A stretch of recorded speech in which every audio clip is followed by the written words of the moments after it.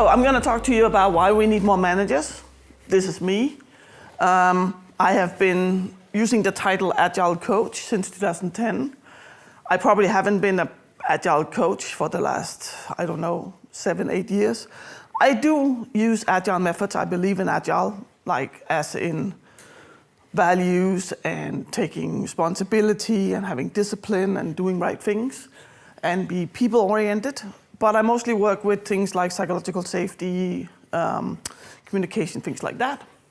I am native wired everywhere, even on Blue Sky now. And I do different things in the community, like talking was part of giving back to the community. I'm part of organizing the German coach camp. So like a little bit of me, and my pronouns is she and her. So for a very long time, we've been talking about how managers is overhead. We don't need all these managers, they're just overhead. And it feels like we've gone from, we have these old-fashioned managers and they tell us what to do, blah, blah. And then we swing to we have all these nice people and they lead. And we kind of go a bit back and forth, and we pretend that we are actually more moving over here because, that's very old-fashioned. Evil managers, you've probably seen this picture in a better version because this is mine. You have a whip, there's waste, there's overhead, there's controlling. Basically, they've become controlling entities. And I think one of the reasons behind this is that we don't have enough of them. So basically, all they have time for is controlling. They have so many meetings, they have so many obligations, and go like, yeah, of course. I was looking at a job as I over Scrum Master thingy. I was like, okay. And then you had like 20 Scrum Masters that you would be the manager for, and you would be part of, setting the strategy for Agile, and it's kind of like, but when am I going to talk to people? And that's how a lot of managers have become, because they don't have time for anyone else. Also, we tend to hire who we are, because that's what we know, that's what we like, and it's easy. We like easy. Our brain likes easy. So if we just hire people who are like us, everything will be fine. Or they may look different, but as long as they do the same as us, it's fine. We have diversity. And then we have the other ones. They're the leaders. They go in front. They have a flag. We just follow them. And it's super nice, and they like people, and that's also very good, except that a lot of these leaders do not, sometimes they forget that we actually work in companies. We do need to make money, otherwise we cannot pay people. And sometimes it feels a little bit like this is all, everything is nice, We have the teams and everything should be nice. So they kind of forget some of the management part. And if we look at this and kind of think, have we gone to the new one? No, we haven't. So I started looking at management in Agile in 2012, I think. And I was like, the Stu's project, now it's going to change in the world. No. I'm happy that it is changing in some places, preferably in new places, but there's a lot of places where things haven't changed, where we still have the same kind of management. We also have managers who don't know about tech, because they come in from the side, and they're very good managers probably, and they come in. And then what do they know how to do? They know how to control things. That's what they've learned. And we kind of need part of what they do, but we don't want all of it. So we kind of maybe swing a little bit like this. I feel like right now, Agile is dead. Agile is horrible. The first mentioning of something Agile I've seen is from 1968. And then it didn't really come out until end of the 90s. So we're probably going to swing back at some time and call it something else. But sometimes we kind of go like, this is too much. People do not feel motivated. We need to go this way. And then we go like, but they're not delivering. We should give them a sense of urgency. That's a good one. That's how we get people to deliver. We give them a sense of urgency. So this is also not good. And I have been looking at this for a while. I've been realizing that a lot of what I've been doing has been like leadership coaching, management coaching. and talking to people about how you work. So one of the problems with leaders, for instance, is that sometimes they don't like doing the bad stuff. And bad stuff can even be setting clear expectations.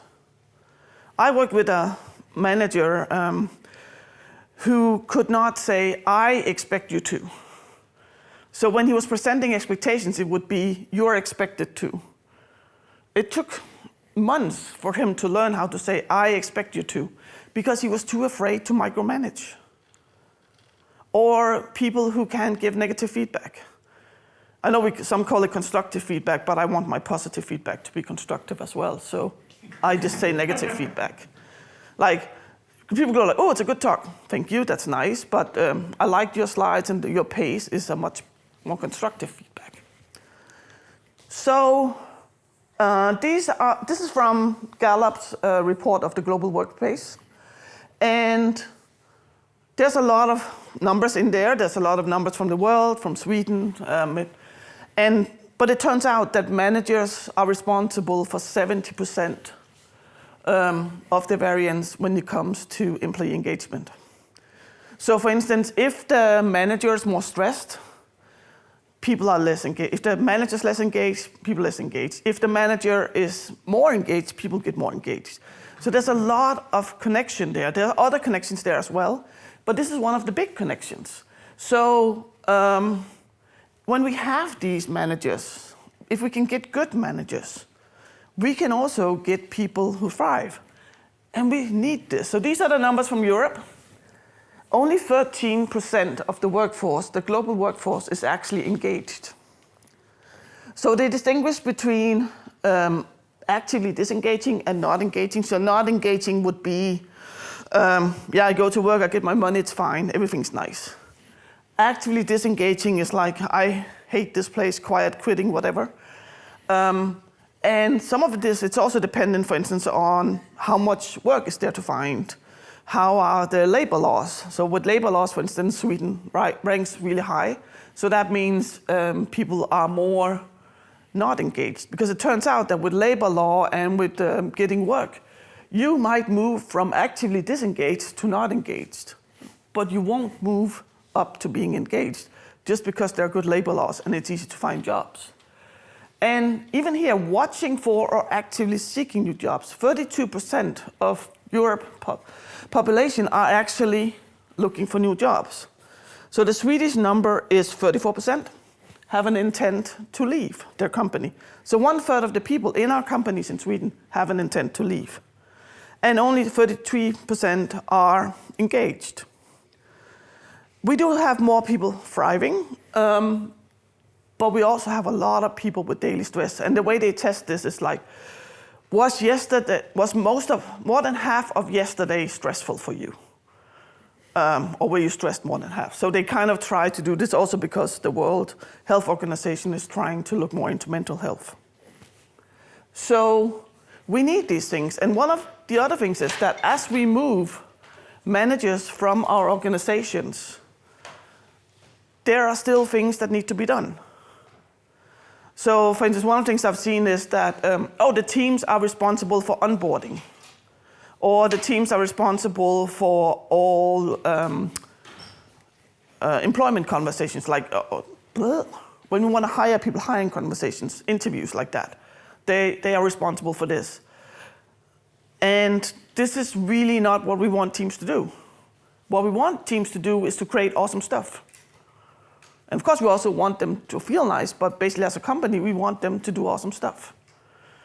Sadly, a lot of companies have not realized that by treating our people right, getting them more engaged, we get more awesome stuff.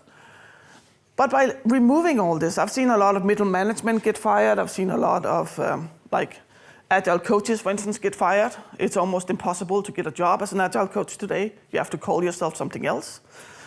You do the same things. And it's not because it's not needed. But there's a little bit of this tendency to say, hey, we're going to fire everyone who doesn't type. Because there's too much focus on making money for the shareholders. Spotify fired 15,000 last year. And when Daniel Ek was talking about this and saying, hey, we cannot keep up fixing bugs because we fired this many people and we haven't caught up yet. And the stock went up. Because by firing 15,000, we have lower costs. So we can just have the team do everything, but it's not effective and it's not efficient. We have people who come in to produce things. They're great at developing. They are great at figuring out what to develop sometimes, most of the time. They are not necessarily great at hiring other people or at onboarding people. They should be part of the onboarding. So we need managers who have some of these skills.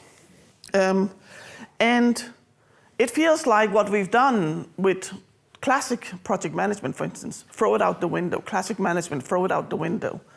But let's not throw all of the things out, because there are actually a lot of things that managers do that is super helpful.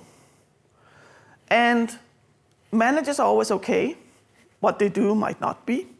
Sometimes managers will do stuff that's not okay. Sometimes we will do stuff that's not okay. Sometimes they do this because this is the only way they've learned. Sometimes they do this because they're under pressure. I've been an engineering manager where you kind of get pressure from above and you try to help your people and you get stuck in the middle trying to do everything. That's super, super hard. And then sometimes you do stuff that you might not want to do. And I think that because of this, we need to help managers, the old-fashioned managers, unlearn some things. But we also want to take the good things. Like, for instance, I know a lot of people go like, we don't want meetings. The reason we don't want meetings is because they're horrible, a lot of them. If we could have a good meeting where we actually have the people who matter, where we know what the meeting is about, and before we leave, we make a note of what did we decide. So I was in a huge company, well, I was in Lego. Hey, I was in Lego, by the way. Where people would always go to all meetings because there was no meeting minute. Because, that was control. But that meant that you didn't know what happened if you were not there. And a classic project management thing is before we leave, we make sure that all decisions, all action points are noted down. So we do have a lot of the classical stuff. And then one of the things I've been looking into with one of my friends is that a manager is not just responsible for their people. They are responsible towards the organization as well.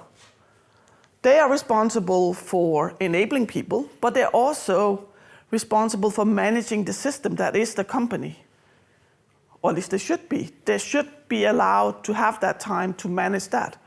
Because they know about these things. And they're kind of like, one of the things that they know is, how do you filter things from above to people? Like strategy, for instance. It's not about having levels necessarily in hierarchy, but like strategy. Strategy is awesome. We need strategy.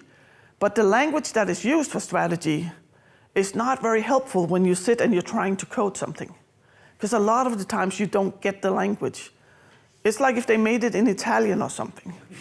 And there's a lot of this, we need full transparency, so we're just gonna give people everything. But part of what a manager needs to do is also manage that system, saying, hey, that's not what we do. What we do is we need to filter it, and then we can maybe do a workshop with these things.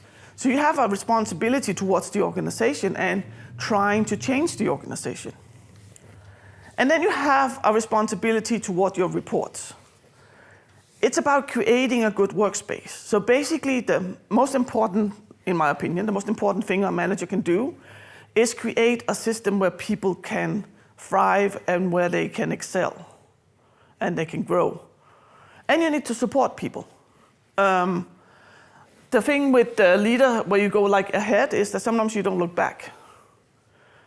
I've had I've read about it, I've seen it. People go like, you have a problem, but you're an autonomous team, so you fix it. This is like the hands off, because I'm a leader, I'm not a manager. But that is not the job of a good manager. The job of a good manager is to be available, be approachable. Because no matter what we want, we can't just put 7 people in a room and go like, ta-da, you are autonomous. Which we do often. And if you've never tried to work this way before, how are you supposed to all of a sudden start taking that responsibility? Or even if you are good at working like that, what if something happens that you don't know how to handle? You need your manager to be there to be able to support you. And then a thing that we often forget, not just as managers, is you have a responsibility towards yourself. You need to take care of yourself as a person, but managers do also need to take care of themselves, because you are the one taking care of others. And if you don't take care of yourself, you can't take care of others. Classic, we talk about it all the time. We don't do it very much.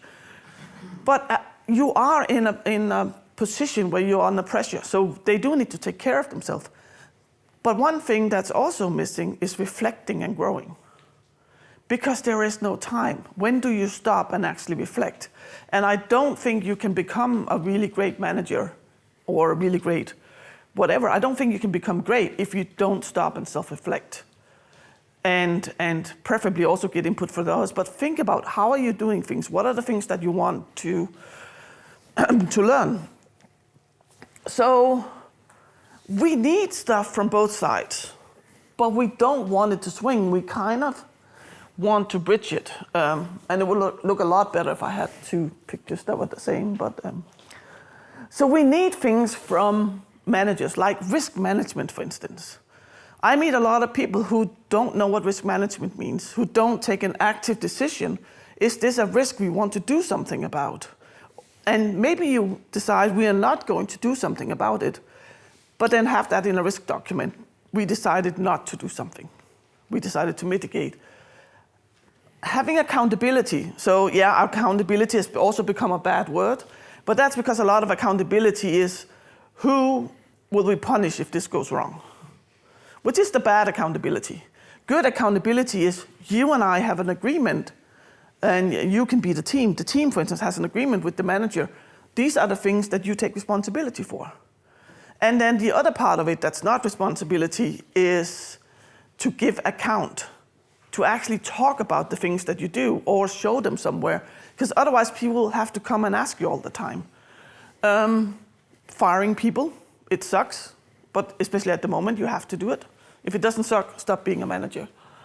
And there are so many things, while as leadership is very much about feedback, it's about coaching, it's about helping people. And these are also super important, because that's how we help people to grow.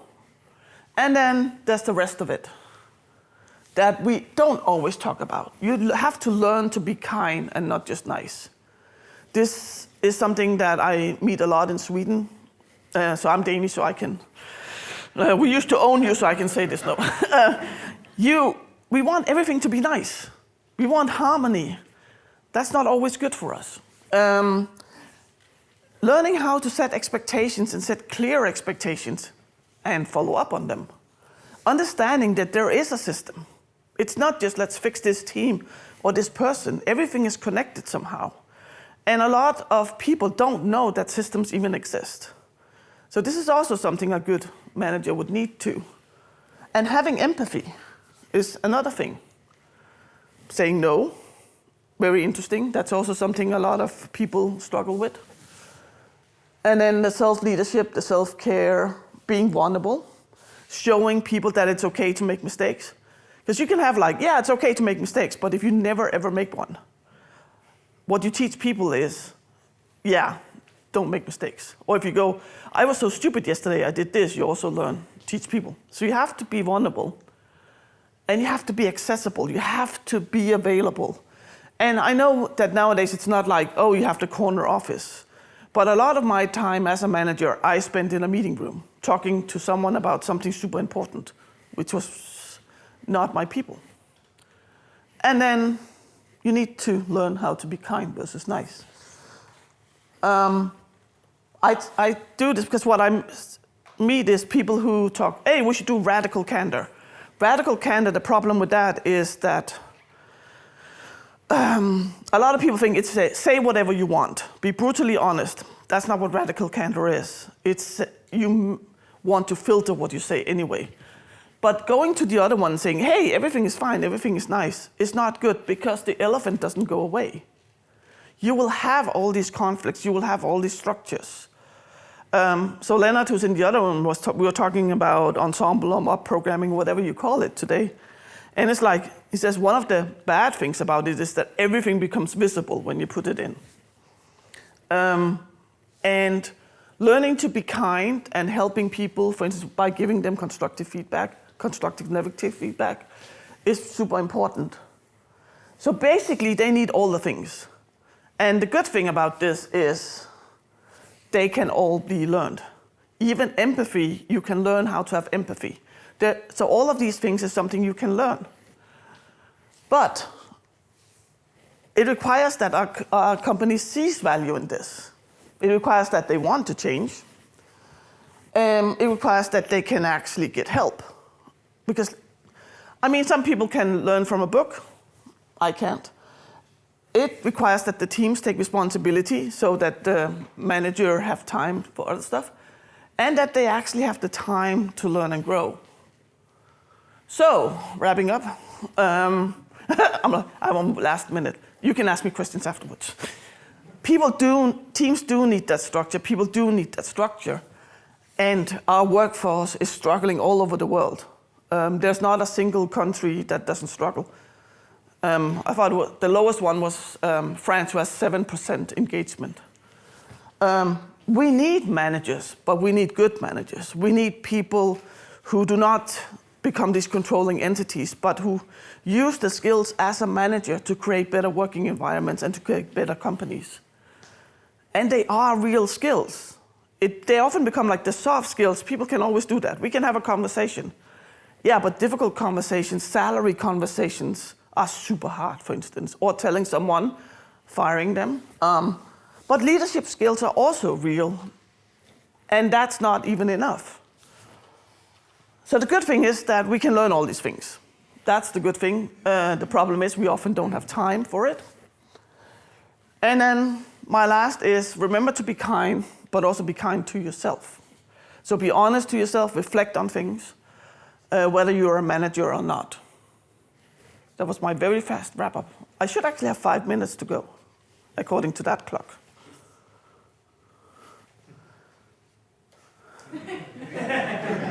Three minutes now, okay. Okay, so I speeded through it. I don't know, do you upload the slides afterwards? I guess you do. If not, they will be on... Usually we do. Okay, so I'll send the slides as well. I have my information as well. I have one link now, but I'm going to put in more because I didn't have time. Well, I didn't take the time. I had time. So this is what I wanted to say. We do need these managers because by doing that, we can get better teams and better products.